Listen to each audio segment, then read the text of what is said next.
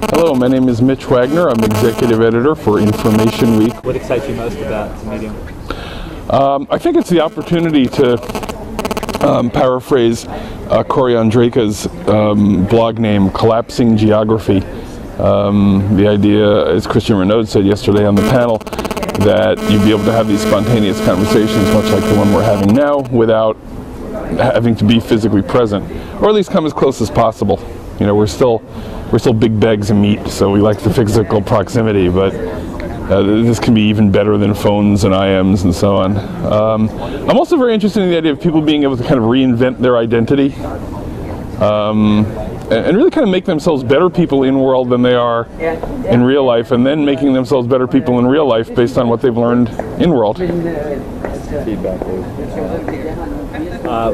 What concerns might you have about technology?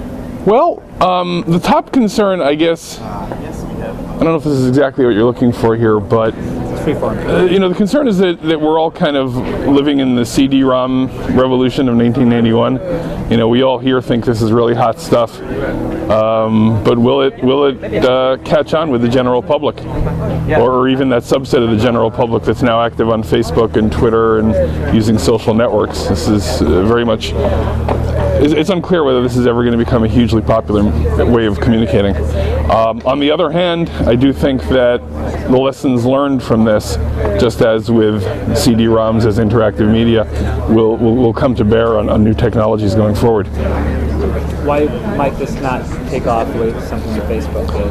Well, I was around in '94 and '95 and was one of the few people with a high-powered laptop computer then, and I remember it. Passover Seder my parents had, you know, all my cousins and aunts and uncles were insisting that I drag out the laptop computer and show them what this World Wide Web thing is, and my one cousin wanted me to show him porn, and I'm like, dude, not in front of Aunt Bert. You know, we couldn't pull him away. And now, you know, I drag people into my home office to look at Second Life, and they all go, oh, that's very interesting. What would we like to have for lunch now? You know, it's hard to really demonstrate to people why they should be doing this. Again, to quote Christian Renaud from yesterday, we need to do a better job of distilling down our enthusiasm and showing why it is valuable.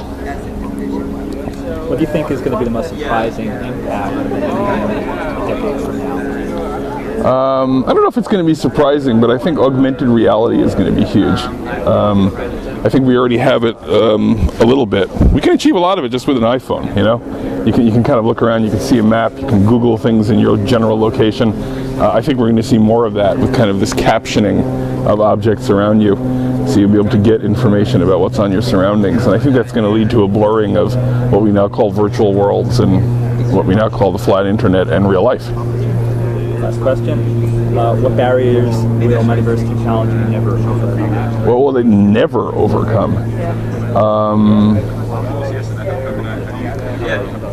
I'm a little bit skeptical of kind of a lot of the transhumanist stuff. This idea that we're all going to upload our brains and live in the computer. I'm surprised by how many people really are into that. And I kind of like being a bag of meat. But while I would like to spend 200 or 300 years at it and not have quite so much hair growing out of my ears as I'm getting older, I still have no desire to leave my physical body behind and go live in the computer.